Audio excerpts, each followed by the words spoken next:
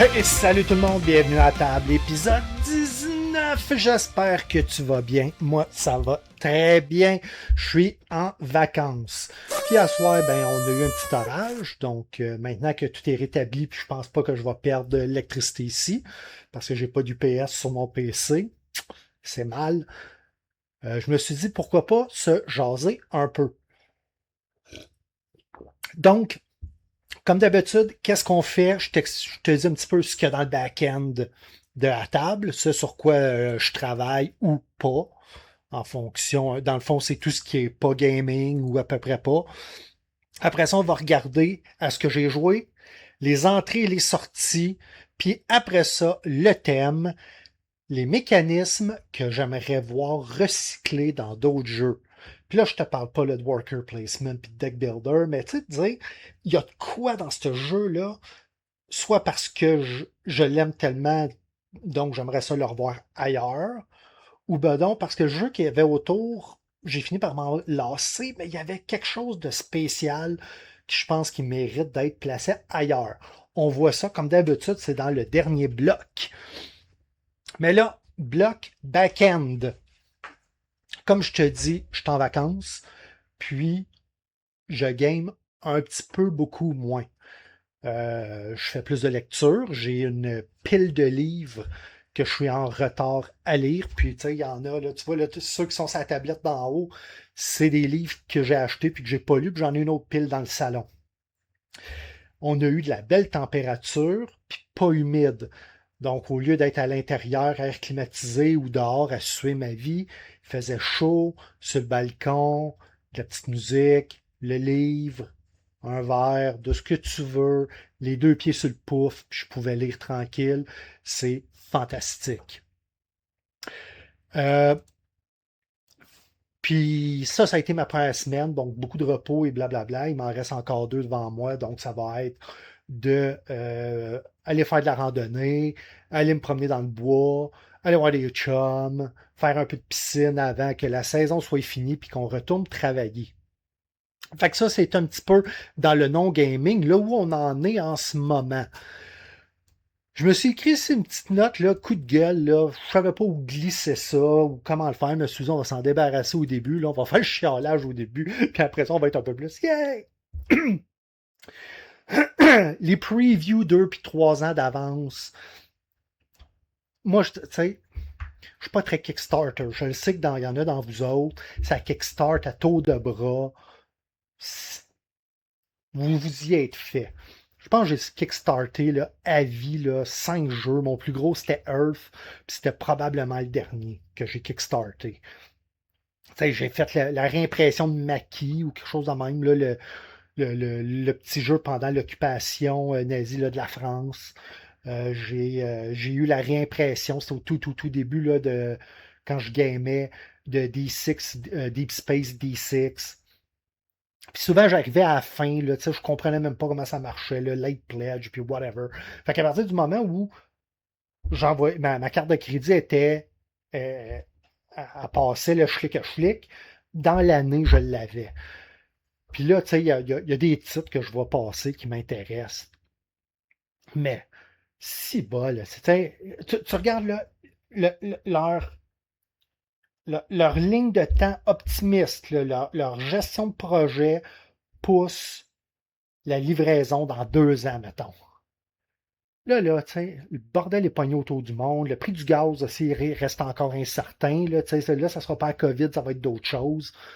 Écoute, là, c'est des affaires qu'on verra pas avant. Je vais avoir le temps de prendre ma pension avant de voir la couleur de ces boîtes-là. Souvent, les règles sont moyen finies. Puis, c'est peut-être moi, là, mais il me semble qu'on les voit toujours de plus en plus d'avance. Ça, une fois, un moment donné, c'était de dire, le late pledge est ouvert. C'est le temps là, de faire comme le dernier sprint, on le voyait. 1 an plus tard, je sortais là, mettons, ça c'est des 2, 3 ans. En fait, perso, là, je regarde là, des choses même auxquelles je t'ai parlé ici dans le podcast, de dire, hey, ça m'intéresse. Ils sortent. Ça m'intéresse plus. On dirait que tu sais, pour moi, la vague est brûlée. C'est comme, tu as le temps de voir du monde le recevoir, dire si c'était bon, c'était pas bon. Je me demande au niveau de l'industrie. Je comprends l'idée là, d'essayer de pimper les ventes. On sait qu'il y a des gros canons de Kickstarter qui, eux, ont commencé à avoir de la misère. Simone, hey, Simone, là, c'est eux autres les premiers là, qui ont fait rouler là, le gaming sur Kickstarter. Puis, un moment donné, avoir trop gros, puis tout, ça n'a pas marché. Fait que, bref, c'était mon coup de gueule. On dirait que ceux qui veulent faire des jeux en Kickstarter, je comprends l'idée. C'est du sociofinancement, c'est un projet. J'investis parce que je crois au projet. Du moins, c'était ça le modèle de base. Mais là, l'espèce de faux modèle de précommande, 2-3 ans d'avance, que des pipelines ça en Chine pour la réalisation des jeux, ça marche plus pantoute, à mon sens, à moi. Puis ça me blase au bout. Fait que bref, c'était le coup de gueule, mais j'en profite parce que c'est le même souffle.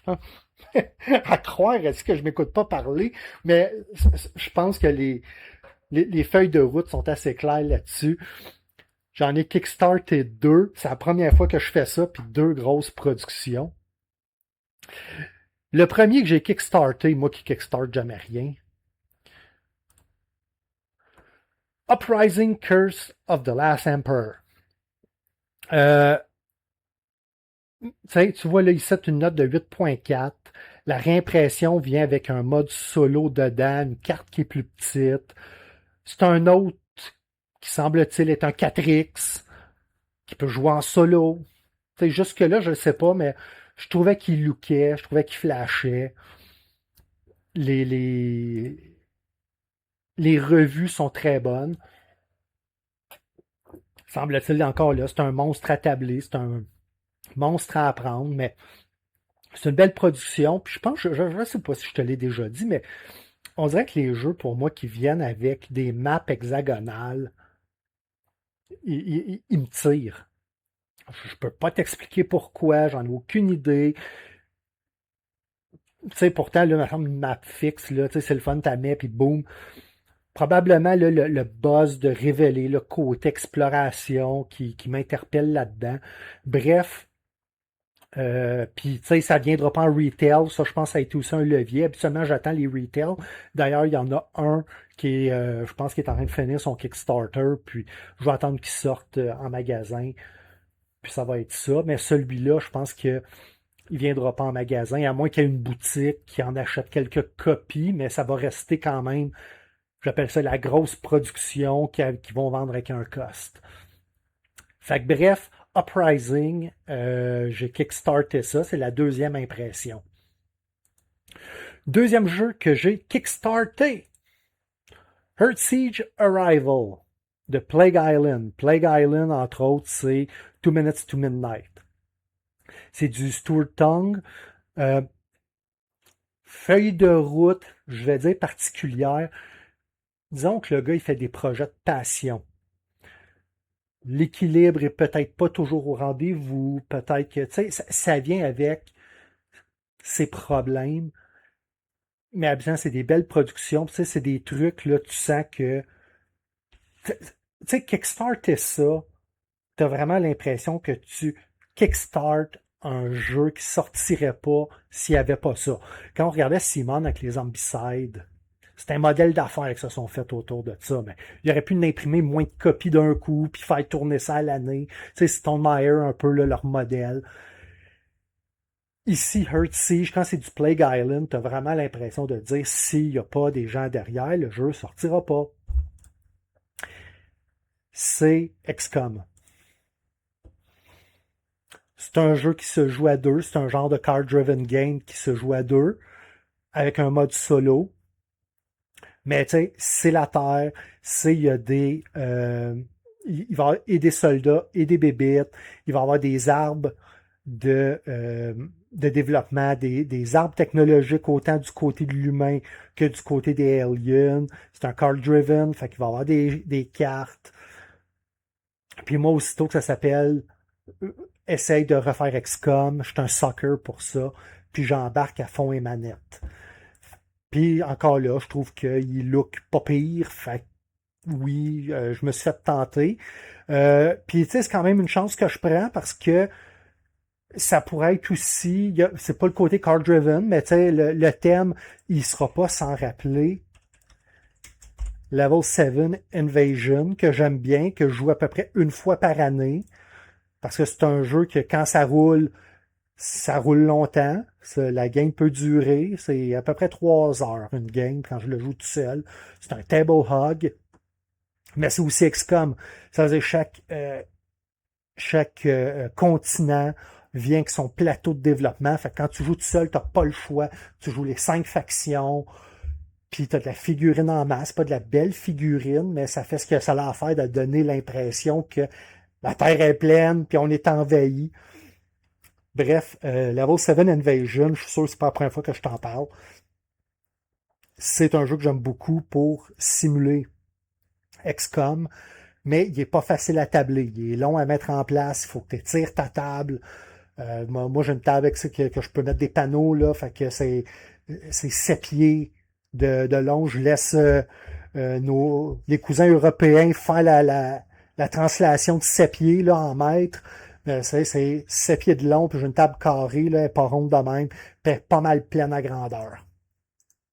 Puis il n'y a pas à dire, ça rentre dans une boîte de type Calax. Là. Faut dire, tu sais, un coup, tu mets des sacs avec des figurines, ben ça prend bien de l'air, mais tu as de la carte en masse là-dedans et compagnie. Mais tout ça pour dire que oui, je prends la chance que je vais peut-être avoir un jeu qui va, par le thème, XCOM, Being XCOM, on commence, l'humain est très faible à se défendre, et tranquillement on développe, on découvre, on doit protéger, donc on est toujours un petit peu state of siege.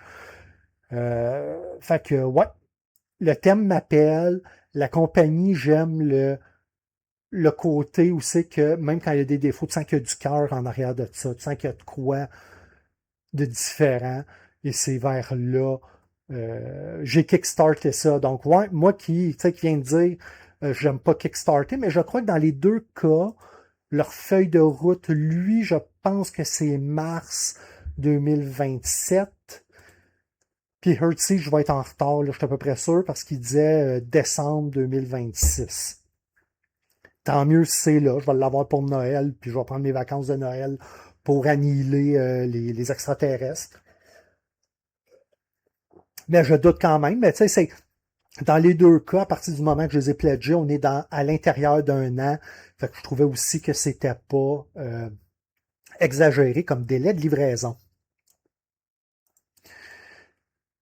Ça, c'est le Kickstarter. En même temps, je taponne sur des projets ludiques. Ouais, je suis en train de travailler sur 2 automas. Le premier, j'essaie d'adapter l'automa de Terra Mystica. Je t'ai dit lors de la critique et ou du déballage de Terra Nova que j'avais acheté la Big Box de Terra Mystica. La Big Box venait avec le mode solo. Fait que ce que je suis en train de faire, puis ici, là, j'ai répondu à quelqu'un de la communauté. J'ai commencé à travailler sur mon prototype de carte. Je ne ferai pas de la belle carte, je ne suis pas graphiste. J'essaie de faire en sorte quand même que ce ne soit pas juste un paquet d'icônes dompées. Je suis le modèle qui a été mis en place par l'Automa Factory. Fait que si tu connais un peu Terra Mystica ou si tu as joué à Terra Nova, c'est laquelle des 3 tuiles que l'Automa va prendre. Ici, c'est ta condition de sortie. Ici, c'est sur quelle ville tu vas travailler, quel terrain de priorité que tu vas regarder, à combien de tuiles tu dois regarder autour. Là, ici, j'ai essayé le fait qu'il n'y a pas Ça, c'est moi, c'est mon prototype, de dire, bon, j'ai plus de pistes, j'ai plus rien, il manque quelques mécanismes, de voir, ben, des fois, est-ce que je serais pas mieux de développer soit des ponts ou des bateaux. Puis ici, ça va être de dire, ben, essaye, mettons, de développer, mettons, dans ce cas-là, ça serait développe soit ce type de building-là, si tu n'en as plus, ce type de building-là. Sinon, tu peux aller construire. Ça, c'est un upgrade. Ça, c'est une construction. Les maisons, les affaires de recherche, puis les temples. Bien souvent, je disais les huttes, les maisons et les temples, ou les royaumes. Ça ici, c'était pour donner un nombre de points qui allait en fonction de la difficulté de ton automa. Fait que je suis en train là, de fignoler ça serait quoi? Là, je ferais pas le 8 automates différents, mais tu sais, de voir peut-être d'en faire un ou deux. Puis ici, c'était pour le setup, avec la numérotation des cartes. Donc, il y en a 13 de même. Je les ai finis avant de me mettre à enregistrer. J'ai fini ça. Il me reste à tester, voir si ça tient la route, au moins pour soumettre la version, appelons ça 0.1 de ce que j'ai reproduit, pour que la communauté qui est intéressée puisse les imprimer, puis annoter, puis me faire part de leurs commentaires. Et je suis aussi en train de travailler sur un automa pour Thunder Alley. Nouvelle, excuse-moi, nouvelle, Carla Horger, la conjointe de Jeff, je crois que c'est l'année passée, c'est pas 2 ans, elle était décédée, et la nouvelle est sortie cette semaine que Jeff, son veuf, est aussi décédé. Donc le lineage, la lignée des jeux autour de Thunder Alley, donc Grand Prix, Apocalypse Road, à moins qu'il y ait un fan extérieur, un autre designer qui prenne en charge le système, c'est la fin du système. Ça explique aussi probablement pourquoi Dark Domain, j'ai été intéressé à l'acquérir à un moment donné, puis peut-être à checker pour créer moi-même le mode solo. Puis la version 2 brette depuis je sais pas combien de temps, là, ou la deuxième impression, la deuxième édition, ben là, ça va encore bloquer. Tu sais, genre, ils ont eu une graphiste qui a quitté, puis elle n'avait pas fini le travail. Bon, ben, puis quand je dis quitter, là, c'est. As-tu quitté, étais-tu en maladie, as-tu fait un burn-out, là, mais tu sais, veux pas, au bout du projet, là, quitter. Fait qu'ils ont dû comme refaire une bonne partie des graphistes avec un autre artiste. Là, si t'as un des designers qui est décédé, ben, tu sais, t'avais Carla déjà, puis là, Jeff, là, tu sais, disons que c'est un jeu qui a un petit peu de misère, qui va lui aussi va perdre l'attraction. Bref. Donc, mes sympathies pour la famille Horger. Il avait fait ça et il était aussi derrière, tu sais, tantôt on a parlé de Grand Prix, derrière le système de Maneuver, un système que je ne connais pas beaucoup. Je crois que, me semble que Marco, sur Jeux de société en bon québécois, il en a fait, je crois, au moins une playlist. Si c'est le cas, je te mettrai ça dans le coin. Puis là, je viens de regarder une chance, j'avais fait ma transition d'écran. Je pensais que je ne l'avais pas faite. Donc, Maneuver, c'est aussi Jeff Horger qui est derrière ce système-là. Donc, en toute honnêteté, Thunder Alley, c'est un jeu que j'avais mis dans la pile à vendre parce que ça faisait au-dessus d'un an que je n'avais pas touché. Puis c'est souvent un peu mon trigger. Il n'y a pas de mode solo.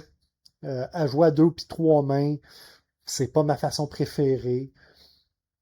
Puis il sortait pas, puis je l'ai remis ça à temps. On dirait que, tu sais, je faisais, il me semble que je file pour un jeu de course. Il me semble que j'avais trippé par le remettant ça à la table, puis juste avec une coupe de cartes, j'ai fait, je peux pas le laisser sortir. Je me demande si c'est pas l'épisode 4 ou c'est que, genre, c'est le premier épisode où Martin était pas là. J'étais supposé t'en faire une présentation. Finalement, ça a fini un genre de how to play. C'était épisode 4, là, je commençais un peu là-dedans, fait que j'avais chose à espérer, je suis devenu meilleur depuis ce temps-là.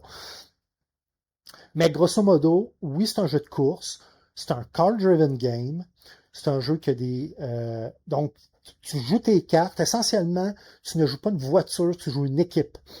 Fait que déjà en partant, ta gamme de choix est beaucoup plus intéressante parce que tu as plusieurs véhicules et tu as plusieurs cartes. Donc, c'est pas juste de dire j'ai un véhicule, puis je vais essayer de jouer mes cartes de la meilleure façon. Là, tu peux les répartir. Ça fait que c'est vraiment le fun.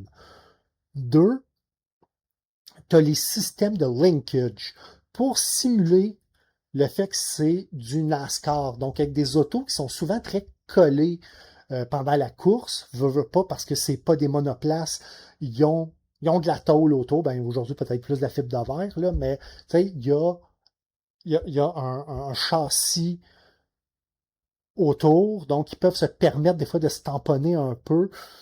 Puis, on va le voir ici, là, je vois la carte bleue. Tu vois, mettons, ici, il y a une flèche devant et derrière. Fait que tu peux avancer de 5 pitons, mais à partir du moment où tu as du monde qui sont derrière pour simuler qu'ils te suivent, toutes les autos qui sont sur la même ligne, tu sais, c'est un jeu de course, là. Fait que si tu as déjà vu ça, tu sais, là, tu vois qu'ici, c'est une ligne. Donc, ça ici, tous ceux qui sont sur la même ligne, ils te suivent. Donc, ils coupent le vent avec toi. Et à partir du moment que tu chaînes en avant, la ligne devant aussi. Donc, c'est toujours des groupes de voitures qui se déplacent ensemble. Donc, tu as avantage à essayer à un moment donné de tamponner pour essayer de briser des lignes. Tamponner, ça coûte cher de mouvement, mais ça permet de briser des lignes puis de briser un peu la stratégie peut-être de tes adversaires. Parce que c'est sûr que si tout le monde fait juste s'enligner un sur l'autre, ben, tout le monde va jouer ses cartes puis ça va tourner en rond. On veut gagner. En plus, tu as deux systèmes de dommages. Tu as des dommages permanents et des dommages temporaires. Donc, exemple ici, ça, Chasing the Race, ben, ça va être un petit dommage de suspension. Tu peux avoir mettons, tu peux avoir un dommage de moteur. À un moment donné, c'est de dire, tu décides de t'écraser, mais tu brûles ton moteur. Par contre, il y en a d'autres, ça va être des dommages mineurs, ça va être des pneus, ça peut être des freins, par exemple. Et j'essaie de trouver, ici on le voit un peu, je vais essayer de t'en trouver une autre là, qui parle un peu plus. Remarque un coup comme ça, à partir du moment que tu as 3 dommages, tu as des pénalités sur tes cartes. Donc, mettons, 3 dommages, c'est moins 3 de vitesse, 4 ben c'est ça, fait que 3 dommages, moins 3, moins 4. Si tu te rends à 6 dommages, ta voiture est inopérable, elle est en dehors de la course. Elle a été retirée. Ce qui peut être des fois bon pour gagner, parce que le fait que tu joues en équipe, c'est la somme de la position de toutes tes voitures dans la course. Fait que si quelqu'un il arrive premier, puis tous ses agneaux sacrificiels sont derrière, ben, je sais pas, il va finir battant avec 12 points. Toi, tu arrives 2, 3, 4, puis ta quatrième voiture, ben, tu l'as sacrifiée. Ben, la deuxième position, plus la troisième, plus la quatrième, ça peut te faire gagner la partie. Donc, toute la question du chaînage, la position relative, ça veut dire que quand tu pousses quelqu'un, mettons que tu es ici, là, puis moi je te pousse, je ne vais pas devant, toute la ligne recule de 1. Fait que pour identifier, ben, c'est là que je me suis glissé. Fait que non, tu n'as pas reculé sur la piste. Évidemment, tout le monde ne s'est pas mis à renverse pour reculer son auto, parce que tout ça est en position relative de 1 par rapport aux autres. C'est du GMT. Les cartes, quand je dis les cartes, les plateaux de jeu sont extraordinaires, sont mat et Linen Finish sont tressés. Les cartes ne sont pas tressées, mais sont de très bonne qualité. Beaucoup de texte pour certaines cartes, surtout les événements. Les événements qui vraiment, là, des fois, ça va être la voiture qui a le plus de dommages au moteur doit faire une entrée obligatoire au puits. Il te restait, mettons, tu avais 2 dommages de moteur, tu continues à essayer de rouler puis dire je vais essayer de finir ma course. L'événement va te dire non, tu peux pas. S'il y a des égalités, tu vois ici les cartes en bas, viens avec. C'est les logos d'équipe, les couleurs, là, de façon aléatoire, puis c'est comme tough luck, c'est à pile ou face, t'as perdu. Donc, tu sais, évidemment, là, c'est pas un wargame, là, c'est pas comme, il y a une partie de hasard là-dedans, il y a une partie de chance, mais je trouve que c'est un système qui est extraordinaire et donc j'essaie de développer un mode solo. Il y en a, la communauté a travaillé sur des modes solo, j'essaie d'arriver avec le mien. Bref, Thunder Alley, conseillé. Je laissais à 2 mains, je laissais à 3 mains. Selon moi, c'est un jeu qui, à 3, ça commence à être pas pire. Selon moi, là, puis 4 et 5. Selon moi, à 4, là, c'est là parce que tu as un nombre de voitures qui est idéal, tu as un nombre d'équipes qui est idéal pour foutre le bordel, ça map, puis créer de l'interaction qui va être intéressante. Mais, tu sais, là, quand ils sont tout en ligne, et puis évidemment, c'est des jetons, les tours bruns, les tours blancs, pour savoir quel auto que tu as activé ce tour-ci, mais c'est pas parce que tu l'as activé que ce véhicule-là avancera pas. Si tu as réussi à le finir dans une ligne, puis que la ligne est activée, ben, ton véhicule va continuer à avancer. Je te le dis, c'est bien fait, c'est super simple. Le livre rend le jeu plus complexe que ce qu'il est en réalité, probablement par besoin d'expliquer tout le chaînage, les mouvements latéraux, qu'est-ce qui arrive dans tel cas, tel cas, tel cas, en voulant être très précis. Je pense que ça l'a rendu plus complexe que ce que c'est, mais c'est vraiment une belle production. Ça vient avec 4 cartes, 2 boards réversibles. 3 qui sont plus proches. Tu as le tri-ovale, tu as 2 types de ovales, un très large, un plus étroit, puis tu en as un qui ressemble plus à une piste urbaine. Mais c'est sûr que ça tourne souvent en rond parce que l'idée là-dedans, c'est surtout de gérer les cartes, les linkages. C'est là qui est le fun du jeu. Hey, comme je m'étire. Fait que bref, c'est ça qu'il y a dans le back-end de, de la table. Donc, c'est l'automate de Terra Nova, puis l'automate de Thunder Alley que j'ai sorti de ma pile de jeux à vendre parce que finalement, j'ai fait non, c'est trop sharp. On a parlé des Kickstarter, donc on a parlé là, de Uprising, là, puis de Earth, whatever, là, Earth Siege, je sais pas quoi, là, XCOM wannabe, Earth Siege Arrival. À quoi que j'ai joué? J'ai joué donc à Thunder Alley. Et puis là, on va mixer 2 blocs. Puis ça, je te dis à quoi j'ai joué, mais le fait que ça fit tout ça avec les jeux qui sont rentrés, on va mixer 2 blocs entre les jeux que j'ai acquis et ceux qui sont sortis et ce que j'ai joué. Donc, Thunder Alley, j'ai joué à Bone War. Bone War, c'est un jeu que j'avais acquis là, au-dessus d'un an et demi. Je t'ai expliqué là, je pense que c'était à table un an, les conditions dans lesquelles j'avais commencé ce podcast-là. Donc, si c'est pas au moment là où du début, on était dans ce coin-là. Un achat un peu impulsif. Le thème semblait intéressant. Je lisais les mécanismes qu'il y avait dedans. Ça avait de l'air bien, ça avait de l'air right up my alley. Ici, tu vois, bon, tu sais, heavy, medium, heavy. Tu sais, je me disais, c'est pas pire. Puis, après 2 lectures, au moment où je l'ai acquis, j'ai pas été capable de comprendre ce que ce jeu-là voulait me faire. Fait que je l'ai installé dans le fond de ma ludothèque. Puis là, en ce moment, je suis dans un gros sprint de ménage. Spoiler alert, ça me dérange pas pour l'instant de le garder, mais je l'ai mis quand même dans pile à vendre. Puis il a l'air d'en avoir une copule, fait que j'aurai de la misère à le faire sortir. Qu'est-ce que c'est, Bon Noir? C'est 1 €, placement d'ouvrier, ish.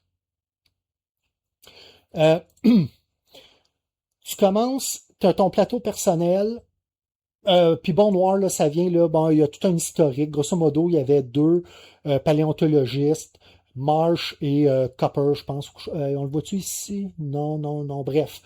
Et à la fin des années 1800, ils ont voulu pousser la paléontologie, mais à un moment donné, tu sais, à vouloir trop gagner, il y a eu des études qui ont été trichées, ils ont commencé à payer des pots de vin, à tricher un peu sur la littérature. Bref, c'est pas une histoire très très belle au niveau de la science.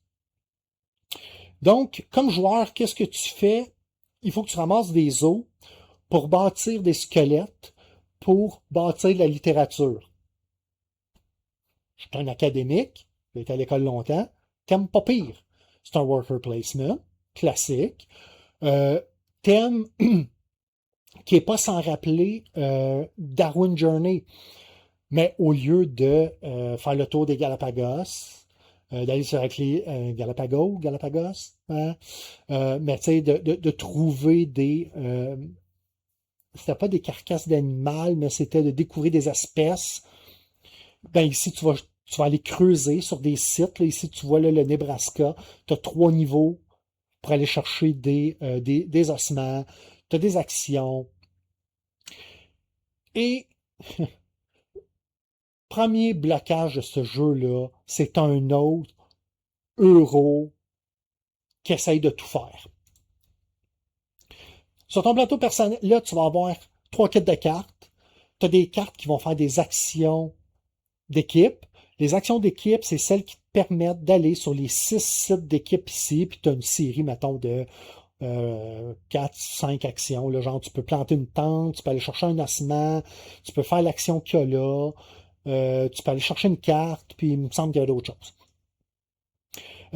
Si tu plantes une tente, pendant ton tour d'équipe, tu peux aussi activer l'action d'équipe qui est ici, là où est ton travailleur d'équipe, ou si tu as une tente qui est disponible. Fait que ça ici, tu vas aller chercher tes ossements que tu vas mettre dans des caisses. Ça ici, c'est la version de luxe. Sinon, c'est des cartons de très bonne qualité. Et les plateaux ici sont simples couches. Donc, tu mets ta carte, tu dois payer le coût de placement. Mais si c'est une carte d'équipe, il y a aussi certaines cartes qui ont un coût. Donc, tu dois payer la totalité qui va te donner ton nombre d'actions que tu vas avoir. Et selon les actions, il y en a qui en valent 1, il y en a qui en valent 2. Et le nombre est comme en creux que tu peux creuser et donc aller chercher un petit peu. Et donc aller chercher un ossement. Ici. Dans les deux cas, ici, tu as les deux paléontologues qui représentent des universités pour lesquelles ils travaillaient. Donc, à la fin du round précédent, tu as décidé pour qui tu étais pour travailler. Puis après ça, quand tu pars, ben, si tu es chez les Rouges, tu vas Dakota du Sud ou New Jersey. Puis si tu es avec Copland ou whatever, tu vas New Jersey ou Nebraska. Puis après ça, tu peux tourner en rond. Tu vois, il y a des flèches, donc essentiellement pas de mouvement diagonal. Puis tu peux parler du New Jersey ou Wyoming. Tu as des cartes paléontologues, qui sont celles-là, qui te permettent d'aller jouer sur une autre partie du plateau, 4 actions. Si tu mets ton travailleur paléontologue sur l'action qui fait avec la carte, tu auras un bonus. Les actions paléontologues sont ici, sont en haut, là. Évidemment, tu ne les vois pas très bien. Puis ici, c'est un petit peu la façon de gagner. Donc ici, tu vas selon pour qui tu travailles, le rouge ou le bleu, et le nombre d'ossements que tu remets. Tu vas gagner des points je vais dire de team play, là. Je ne me rappelle plus c'était comment, là, mais c'est la poignée de main. Tu mets des livres ici, puis après ça, avec les poignées de main, tu montes. De monter ici avec le nombre de livres, ça te dit, dans le fond, à la mi-round et à la fin de la partie, combien de points tu vas scorer. Tu as une action qui est ici qui te permet de contester une étude. Donc, grosso modo, selon le nombre de pièces de dinosaures que tu remets et que tu vas ici, si, mettons, j'étais rouge, puis j'en remets 3, j'ai le droit de prendre le livre le plus élevé à 3 et de l'amener en rouge, et après ça, on descend tous les livres par en bas. Les actions en haut, attends un peu, j'aimerais ça te les montrer rapidement. On va-tu être capable de les voir, de les voir, de les voir, de les voir? Ici, action personnelle, ça ici, peut-être ici un petit peu. Donc ici, on a dit que c'était pour déposer un livre. Ici, essentiellement, c'est pour flipper un livre de côté. Ici, c'est pour aller te chercher. Dans le fond, ça, c'est comme les milestones à Terraforming Mars, là, de dire, si tu réponds à un des trophées qui est là, tu as le droit tu vas ici, tu réclames ton trophée, puis après ça, ici en dehors, là, tu as des bonus de round, tu vas aller chercher un bonus de round. Et si tu viens ici, tu peux faire une découverte mineure qui va correspondre à un autre logo, le logo que tu vois ici sur la carte. À partir du moment que tu fais ça, tu viens ici chercher dans la colonne où il y a un logo qui est pareil, tu retires le logo et tu prends le prix de consolation qui est en bas. Après ça, tu as tout un système d'archivage de tes cartes de recherche. Il faut que tu les classes en dessous selon le logo. Ensuite, tu vas aller chercher le bonus à la quantité de cartes. Donc, si à la deuxième, ben, il y en a 2. Donc, ça te permet d'aller chercher 2 cartes paléontologues. Et finalement, tes cartes de squelettes de dinosaures te permettent de faire une action ou l'autre, mais il y a d'autres conditions. C'est un jeu qui marche, mais c'est un jeu que j'ai trouvé très rule-heavy. Et surtout, et je pense que la compagnie, là, d'ailleurs, qui a tiré à la plug, là, c'est Game Brewer. Je pense qu'ils sont réputés pour faire des jeux pesants en iconographie. Mais du moins, dans ce cas-là, je l'ai mis médium lourd, puis finalement, c'est un jeu peut-être plus médium, parce que la barrière à l'entrée des règlements est assez lourde, mais j'ai trouvé que je travaillais très, très, très fort pour pas beaucoup d'outcomes, malgré tous les petits bonus, tous les petits cossins, je sais pas. Probablement qu'il y avait quelque chose ici dans l'ordre de choisir. Faisait que je l'ai joué juste solo. Fait que, il y a peut-être deux règles au niveau du solo que je pourrais changer, là, qui m'aideraient un peu, mais ici, là, pour choisir quelle position tu vas avoir au prochain round, tu sais, c'est le classique, le premier qui finit, tu prends ton pion, tu le changes de place, puis là, tu vas aller collecter le bonus qui est vis-à-vis là où tu as pris, puis ça va redéfinir le nouvel ordre pour le prochain round. Euh, L'argent est dur à arriver, fait que moi, je prenais toujours dans place d'en bas pour essayer d'avoir au moins 5 sous par tour, pour essayer de jouer des cartes et le plus de rounds possible. Fait que peut-être c'est la façon de jouer, mais j'ai l'impression que le Thomas arrivait toujours dans les places d'en haut. Fait qu'il était toujours premier. Fait que déjà, il n'y avait pas de hangst sur le rythme, euh, sur le rythme de qui passe en premier. Quoique le Thomas était quand même bien fait. Puis il y avait un autre buzz que j'ai pas aimé ici par rapport aux 4 places des universités avec les bonus. Il y a quoi que j'aimais pas avec le Thomas qui faisait en sorte que je trouvais que le jeu était un petit peu linéaire. Tout ça pour dire que en ce moment, il est dans ma pile à vendre. Mais peut-être qu'à plusieurs, il est vraiment plus le fun. C'est ici, là, qu'est-ce que le monde dit? Gars, c'est pas mal moitié-moitié entre pas recommandé et recommandé. C'est 6-3. Tu vois que Best, vraiment, là, ça a l'air d'être quand même à 3.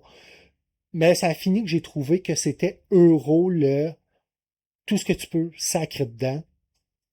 J'ai trouvé ça euh, plutôt lourd de manipulation d'un 3 decks de cartes, de pitons, il y a d'autres petites règles que l'iconographie, il aurait pu mettre des aides de jeu, faut que tu t'en rappelles, faut que...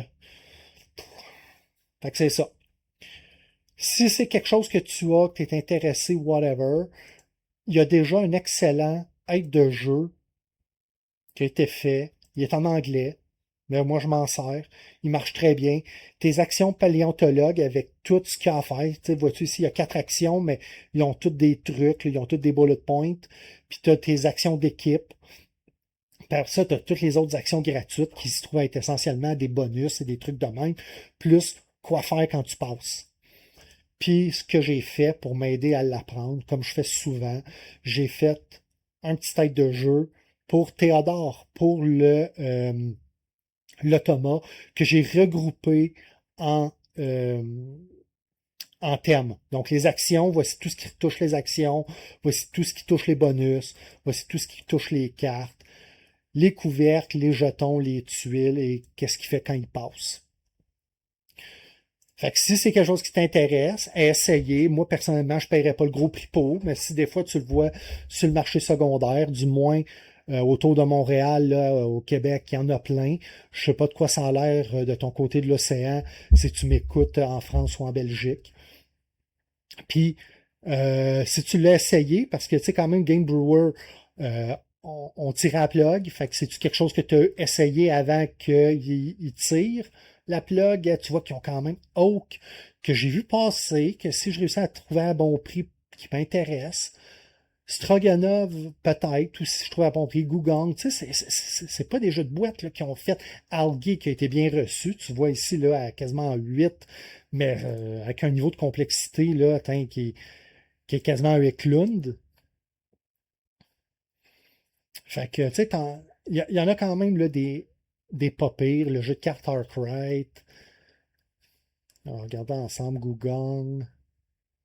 Hippocrate. que j'ai déjà failli mettre la main dessus. Le thème m'intéressait, mais quand j'ai vu en bas de cercle, j'ai fait pas sûr. Stroganoff. Bref, bon noir, pas mauvais, mais très quelconque. J'ai échangé un jeu. Si, si tu as vu ma critique de Role Player Adventure, tu sais que ça n'a pas pogné avec moi. C'est un jeu d'amour. Ceux qui l'ont créé ont mis clairement de l'effort, mais j'ai trouvé la portion plus aventure et narrative beaucoup trop gros dans l'équilibre narration-gameplay. J'ai réussi à faire un échange change pour Galaxy Defender. Tantôt, on parlait de XCOM. Beaucoup de gens disaient que Galaxy Defender était la portion Battlescape de XCOM. Je pense qu'aujourd'hui, tu as Earth Flash. Earth Thunder Siege, qui reprend peut-être un petit peu les rênes du Battlescape XCOM. Si tu regardes ici, là, l'alarme a sonné, puis il y a de la furtivité là-dedans et compagnie. Mais là, maintenant 12 ans, c'était Galaxy Defender qui avait ce rôle-là. Boîte qui est bien pleine, 3 decks de cartes, coupe de jetons, des figurines qui sont pas super belles, mais qui sont très fonctionnelles. Tu sais, c'est des figurines qui font plus jeu que jeu de mini. Tu sais, t'as borderline l'impression que tu aurais pu pogner ça dans un kit de jeu pour enfants. Mais plusieurs règles alternatives de dire, ben, tu peux dire ton soldat va à 360 degrés, ou ben donc tu peux jouer avec une règle du 180 degrés. Tu vois ici, là, il y a une coche qui dit, là, pas sûr que ça aurait dû pointer vis-à-vis la ligne. Là. Je pense qu'elle aurait dû pointer, mettons, vis-à-vis ça ici, il me semble. Puis elle peut voir juste dans ce cône-là, et ça lui donne le droit de tourner, dans le fond, de tirer. Là, ça, c'est son line of sight.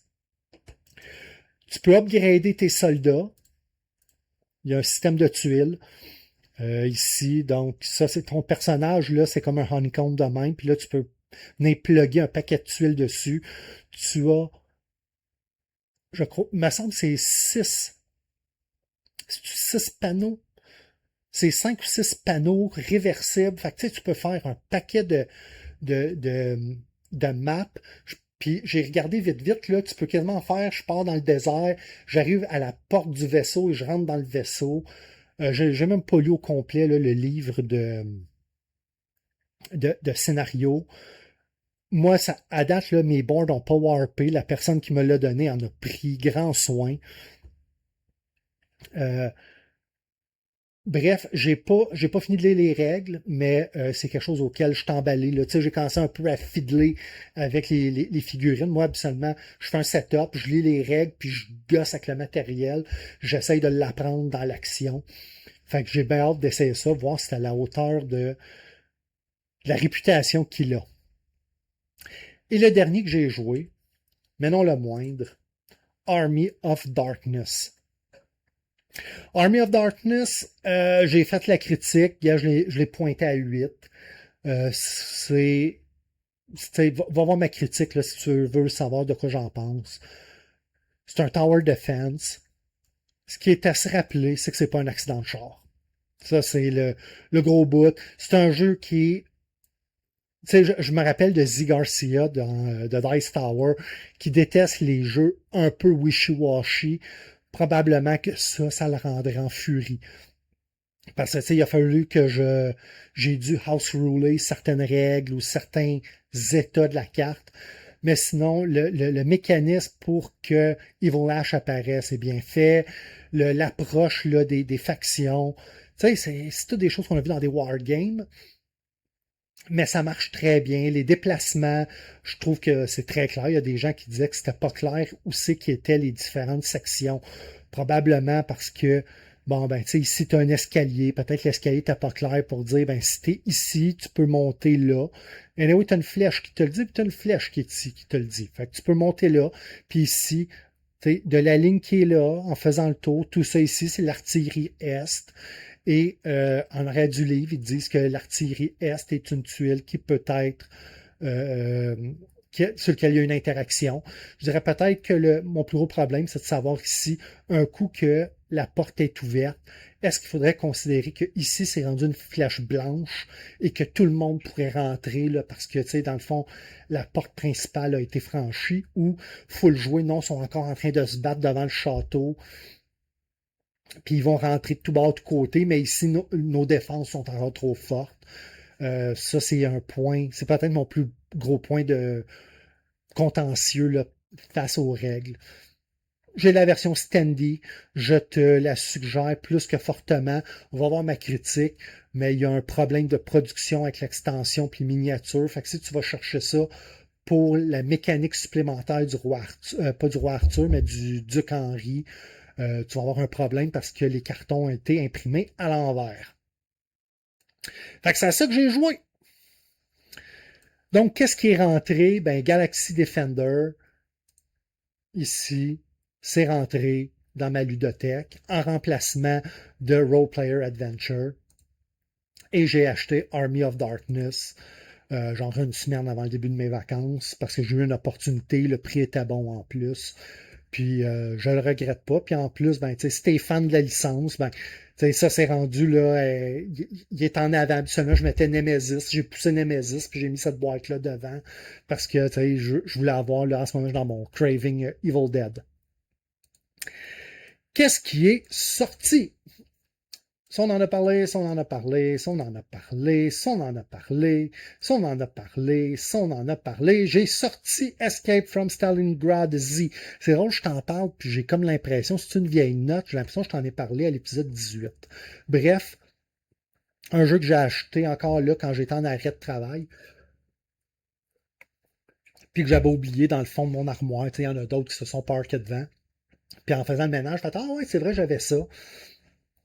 Euh, Grosso modo, l'envie d'y jouer mais crashé là. Ça a été l'horreur. Pour une seule raison, c'est parce que E-Squadron existe. Ça n'a pas, ça n'a pas la profondeur. Je te l'accorde. Mais je trouve que E-Squadron, il y a si peu de règles et c'est un jeu de furtivité puis de tir puis tout ça. Je trouve qu'il fait tellement bien son travail de on est un squad sur une carte de 8,5 par 11. Que Escape from, je l'ai tu quelque part, Stalingrad dit que ça ne me tentait pas d'embarquer, d'apprendre tout le livre de règles et toutes les nuances de développement de ce jeu-là. Il y a plus de mécanismes. Comme ici, tu vois, là, c'est une carte à 2 pages. Tu as un mécanisme de porte ouverte, porte fermée. C'est un jeu de zombies. Moi, j'avais la version avec des standees, pas des miniatures. Je pense encore là que la version avec des standees fait plus que le travail. Surtout que c'est pas un grand jeu épique. Là. C'est une page que tu rouvres. Fait que je pense que dans ce cas-là, les standees, c'était peut-être un petit peu overkill. Et de l'avoir en plus comme ça, ben ça vient dans une toute petite boîte. Donc, tu as le livre de scénario, le livre de règlement. Ça vient aussi avec une pochette à l'intérieur pour mettre tes player aids.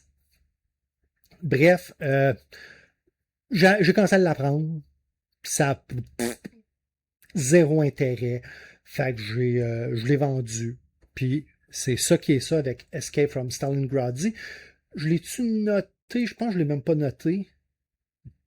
Ouais, ben c'est ça. Je pense que j'ai commencé à faire la première mission, puis j'ai fait ouf. Mais, tu sais, il y a des fois, c'est une question de contexte. Puis là, j'étais pas dans le. Non, non, non. Beaucoup trop de règles pour le gameplay, encore une fois. Mais quelque chose me dit que dans le cas de ce jeu-là, c'est une question de contexte. Role Player Adventure, on l'a dit.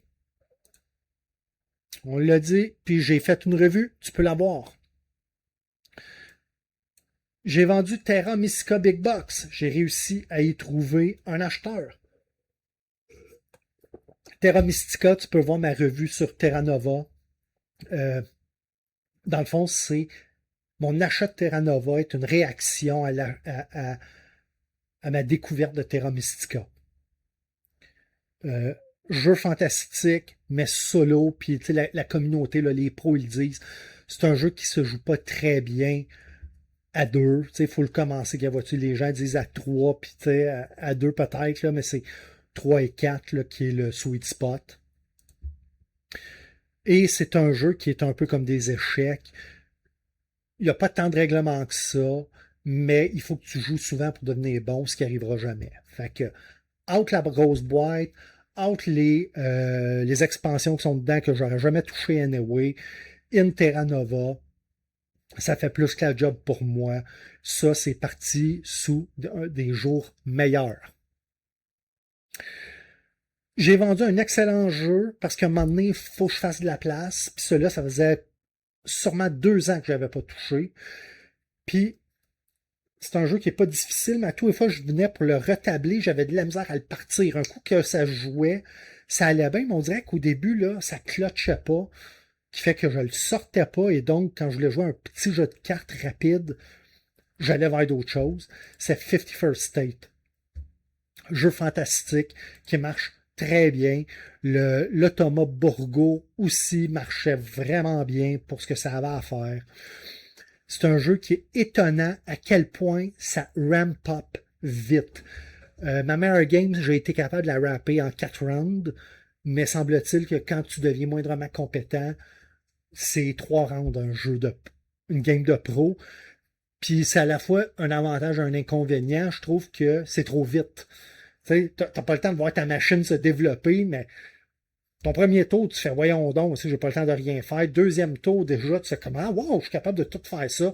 Troisième tour, c'est l'Armageddon du poil des verrues, là, go, go, go, go. Fait que, excellent jeu. Je le suggère anytime. Tu me proposes une partie avec plaisir, mais bon, tu me rappelles parce qu'à tous les fois que je mettais les règlements sur la table, puis je commençais à aller, je ne sais pas pourquoi, je pense qu'il y a de quoi qui toussait, puis je me demande juste, c'est pas la façon que c'était écrit, là, de faire du drafting en ordre puis en désordre. Plus tu avais la question là, de ces cartes-là que je tripais pas trop quand même, là, je dois avouer, là, les cartes de connexion, là, les marchands, les punks. Je sais pas, je trouvais qu'il y avait de quoi d'inélégant dans ce mécanisme-là. Tu as l'impression que c'est un mécanisme inventé puis broché juste pour pallier peut-être à une faiblesse du design. Fait que bref, j'ai vendu 51st State. Il y en a 2 autres que j'ai vendus. Ceres. Ceres aussi, c'est un autre, je pense que je l'avais acheté en même temps que Stalingrad Z, puis c'est un autre que j'ai oublié dans le fond de mon armoire. Je l'ai établi une fois, je l'ai appris, j'ai joué une partie, puis à un moment donné, j'ai fait, ouais, c'est pas pire, il faudrait que j'y retourne, j'ai fermé la boîte, puis il a été perdu en arrière d'autres jeux. Parce que j'ai des armoires que j'en ai stacké un en face de l'autre.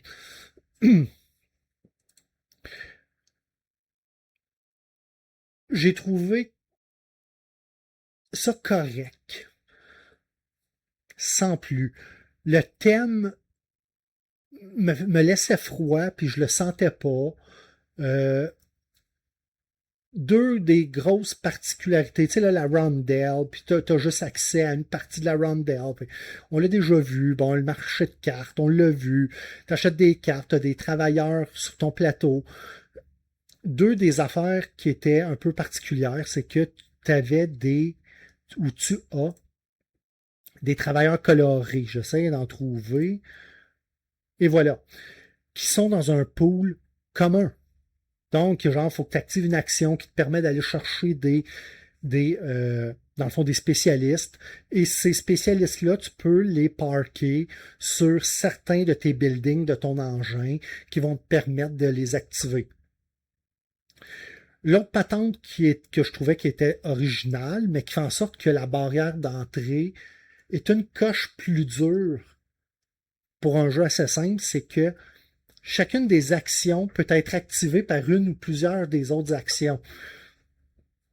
Fait que, tu sais, exemple, si tu viens ici, ben tu peux, mettons, dire, je vais aller chercher cette action-là, prendre une carte. Souvent, elle va te revenir un petit peu plus cher, ou elle va te coûter une unité de plus, mais si tu viens, tu mets un travailleur ici, les travailleurs, c'est les cylindres, tu peux l'activer, puis ça te permet d'activer une action de main. Puis peut-être que cette action-là, ici, donc ça, c'est les rounds. Si tu viens ici, ça te permet d'avancer quelque chose qui est là, et à certains moments, ça te permet d'activer d'autres choses. C'est fait pour pas être pogné, puis je pense que le spaghetti d'action peut être intéressant, mais je pense que je trouve très tape à l'œil pour un jeu qui se voulait très simple. Puis à un moment donné, des worker placement, j'en ai. Des affaires d'activer des engins. Tu sais, on a Terraforming Mars. Voyons, comment il s'appelle, donc. J'ai Formidable Farm. Tu sais, voyons, les hauts fourneaux. Il y a un moment donné, il y a certains mécanismes qui reviennent toujours un petit peu du pareil au même. Fait que c'est un jeu qui a ses qualités certaines. Puis j'avais un all-in Kickstarter, j'avais trouvé un prix ridicule. Mais tu sais, j'ai joué une partie, puis je l'ai oublié, puis quand je l'ai retablé, je l'avais réinstallé, j'ai ouvert les instructions, j'ai tout remis, puis 2 jours après, il était vendu.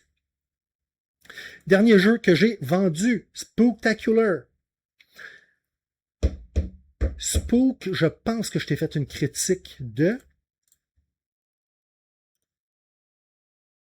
Ouais, critique. Je t'ai probablement dit, grosso modo, bon jeu à partir de 3. Je m'étais fudgé une façon de le jouer solo. Ish. Je l'ai joué à 2. C'est un genre de party game pour les gamers. C'est un beer and pretzel true and true. C'est un jeu qui est bien fait. Le thème me faisait capoter. Mais je sens que j'avais déjà fait ce que j'avais à faire avec celui-là. Ce n'est un autre, ça. C'est pas un own it, c'est un play it. Donc c'est pas un à posséder, mais à jouer. Encore là, on va chez vous, tu me dis, hey, j'ai Spooktacular, ici il me manque un joueur autour de la table, alright, ça va me faire plaisir. Donne-moi la pile, choisis un bonhomme que j'ai jamais fait, on fout le bordel dans le cinéma. C'est génial. Mais pour jouer tout seul, c'était, puis même à 2, qui est généralement mon player count, même à 2, mais ils trouvaient ça correct at most. Mes entrées, mes sorties, Kickstarter, ce qui se passe dans le back-end et ce à quoi j'ai joué. Ça fait 1 heure qu'on en parle. Je sauve ça. On s'en va avec Roddy Piper parce que j'ai pas encore fait de vidéos de transition différentes. Et on s'en va avec le thème, les 4 mécanismes que j'aimerais voir recyclés dans d'autres jeux. On se revoit tantôt!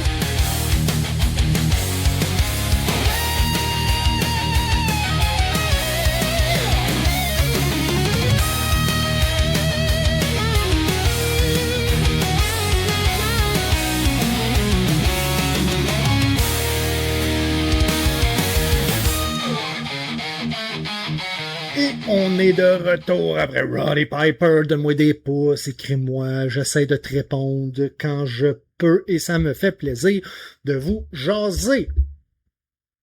Les mécanismes que j'aimerais voir recyclés dans d'autres jeux ou voir réutilisés. Prenez du bord du feu. Exemple. Il y a un des derniers shows que j'ai tapé avec Martin. C'était celui encore où on parlait de Congress of Vienna. Moi, je disais Labyrinthe, j'aimerais ça le voir grandir. J'aime beaucoup le mécanisme de pousser les trucs et de voir le labyrinthe changer. Tu vas me dire, ah oui, ils ont fait là, la méga big box Awaken Realm. Attends un peu, là, j'ai oublié de te transitionner. Donc, labyrinthe, donc, tu sais, où c'est qu'on pousse, puis ça change le labyrinthe. Il y a quelque chose là qui est le fun, de voir le labyrinthe changer, mais aussi ta position cartésienne par rapport à la grille de 6 par 6 ou 7 par 7. Fait que oui, ils ont fait là, la méga production. Attends un peu, hey, labyrinthe. Je me rappelle plus c'était laquelle, là, la méga big box Awaken Realm. Secret. On le verra pas ici. À moins que. Ah, peut-être si je regarde ici. Artist Publisher. On a-tu une version de. Ils l'ont pas mis là, mais bref. Je te mettrai peut-être une image là en mortaise. Awaken Realm en a fait une grosse version en plastique, toute la patente, mais ça reste quand même labyrinthe. Bon, ils ont rajouté 2 ou 3 mécanismes, mais j'ai su, là, pas tellement longtemps, qu'un jeu qui est pas super récent utilise le mécanisme de pousser des tuiles, tu sais, gauche-droite, puis d'utiliser une tuile qui déborde pour activer le labyrinthe. C'est pièce 25, qui est une espèce de tentative euh, de refaire le film Cube. Et ben, là, ce serait pas Cube, là, ça serait probablement un plan, tu sais, un plane, parce qu'évidemment, tu n'as pas la 3e dimension, ha ha ha. Mais donc, tu te promènes dans un labyrinthe de 5 par 5, puis chaque tuile que tu découvres peut activer un piège ou va activer quelque chose, puis tu pousses le cube et pour représenter là, le cube là, qui bougeait, ben, les pièces se promènent sur les axes X et Y. Puis, si je me rappelle bien, tu as comme une 26e tuile qui te sert de tuile à pousser. Je trouvais l'idée super cool. Puis là, je suis en train de regarder pour voir si je peux pas me trouver parce que tout le monde dit oui, mais tu as besoin d'avoir nécessairement pour que le jeu rouvre, là, ait un peu là, de souffle. Tu as besoin de saison 2, qui est comme celui qui brise le jeu, comment je te dirais, donc, l'effet prototype, là, puis qui l'amène à sa pleine maturité. Des tuiles supplémentaires, des personnages supplémentaires. Vois-tu, je suis pas le seul qui le dit. En 2017, quelqu'un, ça me rappelle le film Cube. Bref, ça, c'était mon entrée. Donc, j'aimerais voir des mécanismes. Donc, labyrinthe, c'était de pousser des tuiles puis de faire en sorte que ton labyrinthe change. Room 25 semble le faire. Donc, j'en ai trouvé 4. Puis, ce qui là, vraiment, là, je te demande ton engagement, mon chum. Ou ma chumette. Si tu me dis, oui, ça existe, tu peux aller voir telle production, puis je pense que ça pourrait répondre à... Écris-moi ça en bas, ça me fait plaisir d'aller te lire puis de découvrir quelque chose auquel je n'ai pas pensé ou que je connais pas. Fait que je les ai mis en ordre, là, mais il n'y a pas vraiment d'ordre. Mais celui-là, je l'ai mis 4e. Pourquoi? Parce que je triche un peu. C'est pas un mécanisme, mais c'est un jeu euro que j'aimerais voir refait moins euro. Escape Plan de Vital Lacerda. Quel beau jeu. Probablement en termes de look and feel, c'est mon Lacerda préféré. De toutes. T'sais, parce que ceux que j'ai pas joué, je les ai vus, là.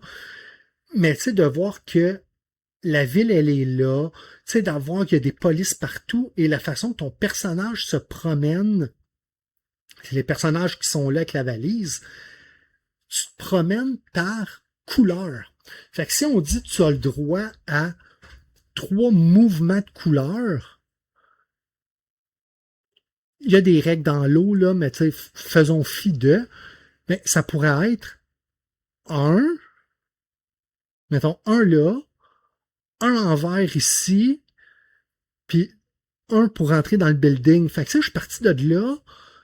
Dans bien des jeux, ça aurait été 1, 2, 3, 4, 5. Là, ici, c'est de dire, non, tu peux rentrer, mais où? Tu rentres dans la ville, je me promène dans la ville ici, ou je rentre dans la ville, je rentre dans le noir,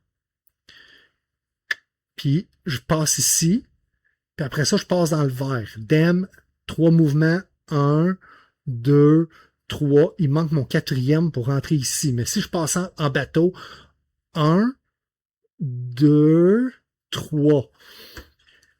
Je trouve ça super bien fait et de dire, ben, si tu te promènes sur une tuile, donc les policiers, il y a 3 types de policiers, tu as des SWAT, des fédéraux et des municipaux.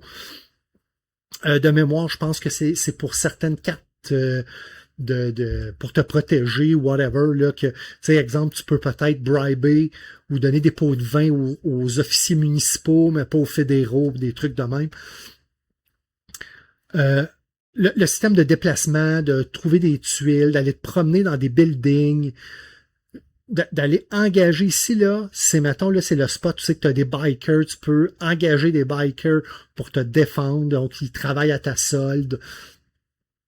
J'ai trouvé ça extraordinaire, mais le jeu est fondamentalement euro. Tu te promènes quelque part, tu montes et tu descends des pistes de notoriété. Au début, tu vas avoir beaucoup de notoriété, puis tu veux la faire cracher très, très, très vite pour pas te faire détecter à la sortie. Et, tu sais, des Lacerda, il y en a eu, là, des Lacerda qui ont été streamlinés. Prenons, par exemple, Kanban, qui est devenu, c'était-tu Bot Factory?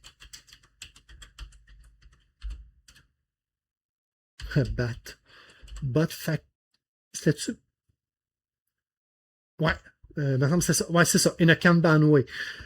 Réimplémente Kanban Eevee. Donc, Bot Factory, c'est Kanban Eevee, mais shrinké et streamliné pour un jeu un peu plus mou. Donc, tu sais, au lieu d'avoir, mettons, là, toutes la série, je pense que c'était les 10 ou les 12 designs, ben ici, mettons, tu en as peut-être juste 1, 2, 3, 4 de disponibles, exemple. Sandra continue à se promener de département en département. Fait qu'ici, non, ça ici, c'était l'assemblage ou les pièces ou logistique. Ici, genre, c'était pour la construction, les développer. Les tuiles ici pour être capable, là, les différentes pistes à monter. Ici, c'était le design. C'est le même jeu.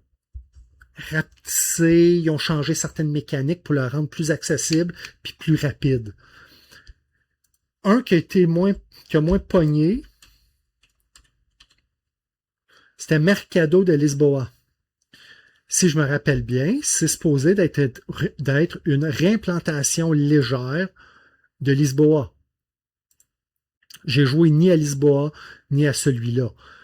Mais n'en reste pas moins que c'est une distillation d'un, puis tu sais, vois-tu, Vital Lacerda, puis réimplémente Lisboa. Donc, mon souhait, ça serait que quelqu'un qui est autrement plus brillant que moi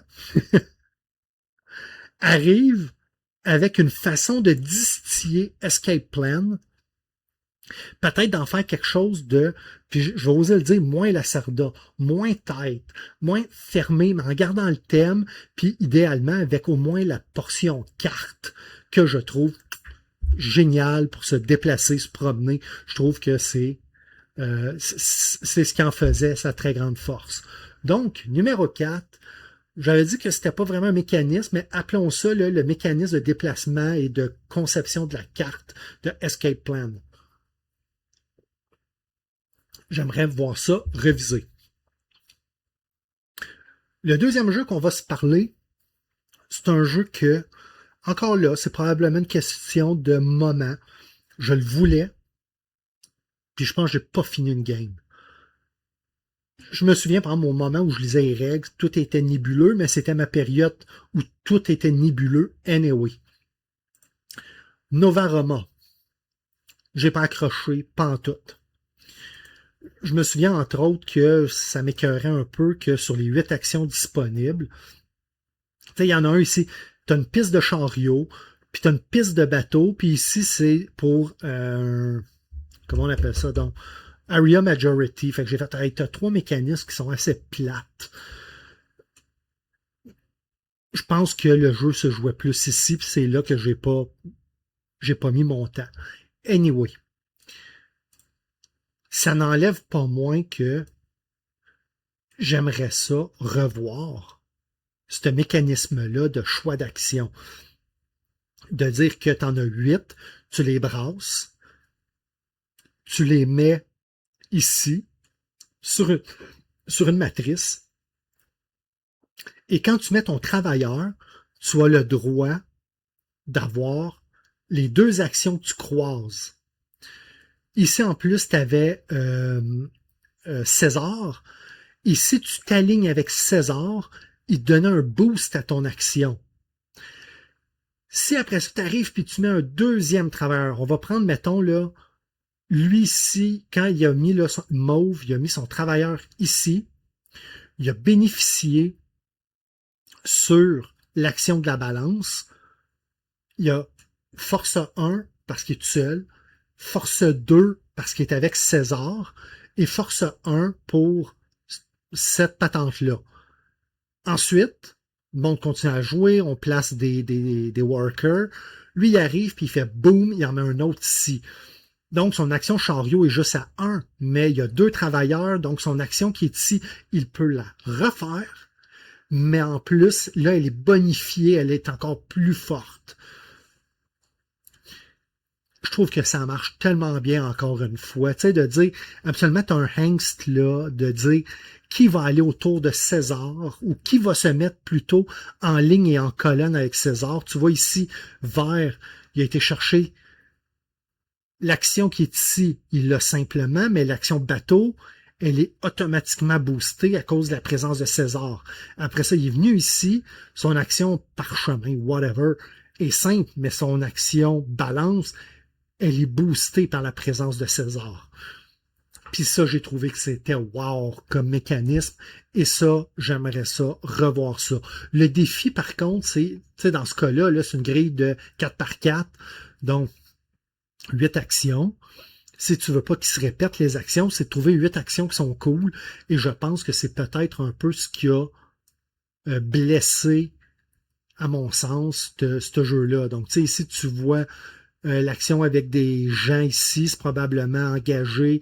Donc, tu allais chercher une carte ici, fair, c'est correct. Parchemin ici, bon, tu allais chercher une tuile qui, je pense, que tu mettais quelque part sur ton domaine. OK. C'est ici construire, ça, je me souviens plus c'était quoi. Mais c'était-tu celui-là ici ou bon voilà. Non, c'est ici t'as construire, si tu le vois avec la pioche et le marteau, ou la lance, c'est ça, ou sinon c'était la guerre, où tu mettais des légionnaires ici. Bref, c'est un jeu là, de majorité, mais tu mets un cube, ok, bravo, félicitations, votre beau programme. Ici, tu avances ton bateau. Par contre, oui, si tu avances ton bateau, puis tu as une force de 2, ben il va avancer de 2. Même affaire ici pour le chariot. Fait que tu sais, il y a une couple d'actions que je trouvais poche. Ça n'en fait pas moins que cette grid-là, cette grille-là, je la trouve géniale. Puis ça, j'aimerais ça revoir ça ailleurs.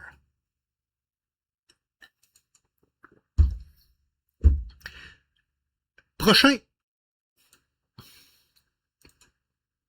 la cathédrale rouge. Je l'ai joué quand même quelques fois. Me semble que c'était le premier small box de Devir. Tu sais, depuis ce temps-là, ils ont fait quoi? Ils ont fait le Château Blanc. C'est eux autres qui ont fait Salton Sea? Devir? Salton Sea. Ouais, Devir. J'ai pas été le chercher, paraît que c'est crunchy au bout. Tu sais, le jeu m'intéressait, mais tu connais, je pense que tu le sais maintenant, j'aime mon économie ouverte, puis Salton Sea paraît que c'est tight, tight, tight, tight. Cathédrale Rouge. Jeu correct, très très bien. La portion cathédrale, la course, là, puis de bâtir des petits cossins dessus, ça n'a rien fait pour moi. Mais ça ici, j'ai trouvé ça chouette. Puis ce que j'ai trouvé chouette, c'est l'espèce de, si je me souviens bien, c'est que quand tu arrives là, le, tu vas avoir le nombre. Mettons, je dis, je vais sur jaune, tu vas avoir le nombre de, mettons, de pépites ici qui est en jaune, puis après ça, tu lances le dé et tu l'avances du nombre. Fait que, mettons, je rebrasse un 4, ben, ça va faire 1, 2, 3, 4. Et là, le 4 va s'en aller là. Et là, tu as 5 ressources comme ça qui tournent autour. Certains dés peuvent, tu peux avoir jusqu'à 3 dés sur la même portion. Ce qu'il te donne en plus va être randomisé ici avec des jetons. Et la portion ici des bonus de secteur, là, selon les saisons, les 4 saisons, aussi va changer en fonction du dé que me semble que tu vas aller chercher et non pas que tu vas déposer. On est habitué de prendre un dé, de le lancer, puis d'avoir le résultat. Ici, de dire que tu ramasses. Dans le fond, tu fais ton choix dans l'état tel qu'il est, tu lances le dé, tu vas créer un nouvel état pour le prochain joueur. J'ai trouvé ça très, très, très cool. Puis c'est tout simple que ça. Je me vois pas être capable de jaser de tout ça ben plus longtemps pour la cathédrale rouge. Le côté local, plateau personnel, je trouvais ça correct. C'était cool d'enlever des fanions. À mesure que tu fais des fanions, ça rouvre des places pour certains. Dans le fond, ça rouvre ton magasin. Puis ici, je ne me souviens plus, par exemple, c'était quoi les tuiles de dés ici. Mais si je me souviens bien, c'était cool. C'était-tu. Ah, je pense que c'était quand on allait chercher ici là, certains jetons. Puis après ça nous donnait un bonus, me semble, sur la valeur du dé. Je me souviens pas, mais ça aussi, ça allait bien. Mais tout ce qui était la portion D de ce jeu-là, je l'ai beaucoup aimé. La portion plateau personnel, ça marchait correct. Comme je te dis, moi, le bout de mettre une croix, si ça, mais il fallait qu'il y ait des actions au bout. Moi, la portion construire la cathédrale, par exemple, pour moi, ça n'a rien fait. Mais ça, j'aimerais ça le revoir. En plus, des chunky, que tu lances, qui vont te donner les ressources, mais que c'est partagé avec tes adversaires. Donc, c'est un peu tes adversaires qui décident ça va être quoi l'état, le prochain état. J'ai trouvé ça très le fun. Et on est déjà rendu au dernier. Hey, c'est pas des farces. Je vais-tu être capable de boucler un podcast en dedans de 2 heures? Pourquoi j'allais le taper? On l'a ici. Flashpoint. Tu sais comment j'aime Flashpoint. Je t'en ai déjà parlé souvent. Peut-être au dernier show où je t'ai dit... Ah oui, c'était les jeux que je sortais pas assez souvent. Flashpoint, c'est à la limite un mini wargame. Où c'est que tu te promènes par carré et non pas par hexagone. Mais tu sais, tu peux... surtout, plus tu rajoutes là, plus tu rajoutes voyons, je vais te le dire, des expansions, ben des fois, tu as certains des points d'intérêt ici, ben tu vas découvrir que c'est des matières explosives, fait que c'est quasiment comme un booby trap. Tu sais, à un moment donné, tu peux avoir là, les flammes ou la fumée qui va t'apparaître dessus, qui peut soit te mettre à terre ou, ou ralentir ton mouvement. Et d'aller sauver des gens dans la maison. Puis moi, comme je te disais, là, puis ça, à un moment donné, il va falloir que je trouve le moyen de te faire un playthrough quand je le joue à un plateau et demi avec un paquet de cossins, là. C'est pas plate.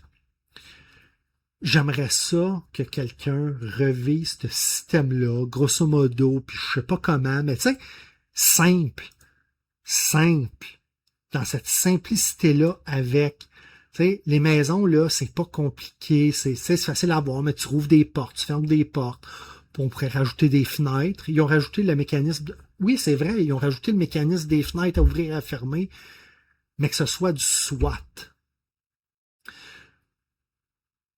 Donc, tantôt, je t'ai même parlé un peu de... Non, pas lui. Ici, je l'ai mis... Tu sais, je t'ai parlé tantôt un petit peu de E-Squadron. Encore là, on n'est pas très loin de mon vœu. Tu sais, si tu regardes là, cette carte-là,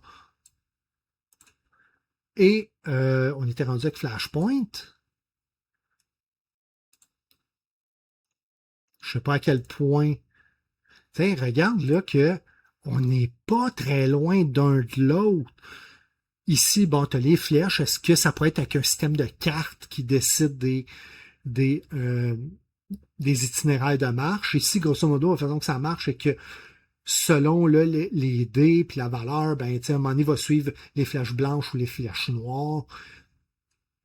Puis ça va être comme ça, mais ici, tu as même déjà le système de flèches. On les voit un petit peu ici. Ça, c'était pour placer des flammes ou justement des points d'intérêt. Quand tu brassais ça, ben, s'il y avait une flamme, tu le mettais là, tu le mettais là, tu le mettais là, puis tu essayais de suivre le système de flèches. Mais j'aimerais beaucoup voir, puis ça me dérange pas, là, ça peut être Boards and Dice, là. Tu vas me dire, soit avec le côté un peu kiddo comme ça, fais-les 16 ans et plus, je m'en fous. Je suis pas obligé que ce soit sanguignolant, hyper réaliste. Mais de dire là que il faut que ton monde se promène, oui, il y aurait probablement des lignes de visée, ça serait plus complexe. Puis je vais dire, j'ai même déjà commencé à m'emmener, il y a peut-être 2 ou 3 ans, fignoler, voir y a-tu de quoi je serais capable de faire avec ça, juste genre preuve de concept.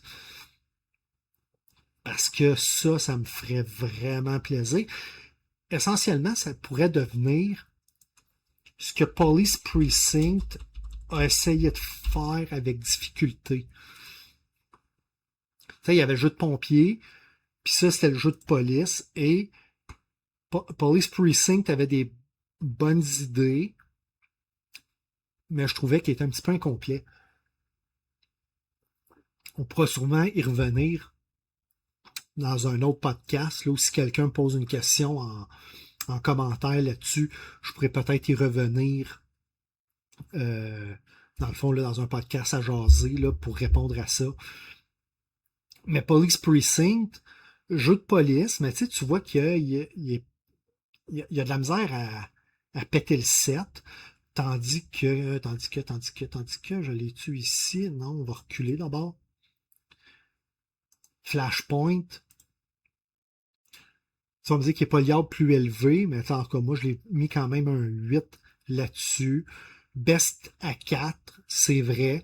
Peut-être que pourrait être plus le fun à 3 si tout est plus condensé avec des lignes de vue ou avec des cartes. Tu sais, il manque pas de cartes, là. Ils viennent de sortir Golden State Hero, dans lequel je pense qu'il y a 8 nouvelles cartes. Un peu. Ils vont-tu le dire ici sur le packaging combien qu'il y en a? 6 firefighters. En tout cas, ils ont rajouté de la carte en masse là-dedans. Et ils ont aussi fait le jeu Legacy, qui a moyen pogné, admettons-le candidement. Ah, il a quand même été bien reçu, mais la critique plus, et je le mets entre guillemets, le plus professionnel, l'a reçu de façon un peu mitigée. Mais tu sais, c'est avec 2 livres, 2 énormes livres, là, puis tu ouvrais, puis tu bâtissais ta carte en fonction des 2 livres. Et ça va dans l'idée de plus de cartes. On n'est pas obligé que ce soit mounted board. Puis en l'ayant sur des springs de même, ben t'as pas les plis, là, les creases en plein milieu. Ouais, ok, ils peuvent se déplacer. Ben ça, je trouve ça le fun. Donc, avec un thème policier, avec les mêmes cartes, si possible, si ça se prête, moi, je pense que ça pourrait faire quelque chose de bien fun. Bref, c'était mes 4 mécanismes que j'aimerais voir réutiliser dans d'autres productions? Y en a-tu, toi, des mécanismes que tu aimerais revoir? Tu m'écris ça en bas. Si ce que je t'ai montré là, tu fais oui, ça me fait penser à... Donne-moi tes suggestions en bas. Je vais regarder. Je vais dire ce que j'en pense. Si ça fait avec moi ou si même, à la limite, je l'ai déjà essayé. Bref, ça met fin au podcast numéro 19. On se voit très bientôt à table. Salut là!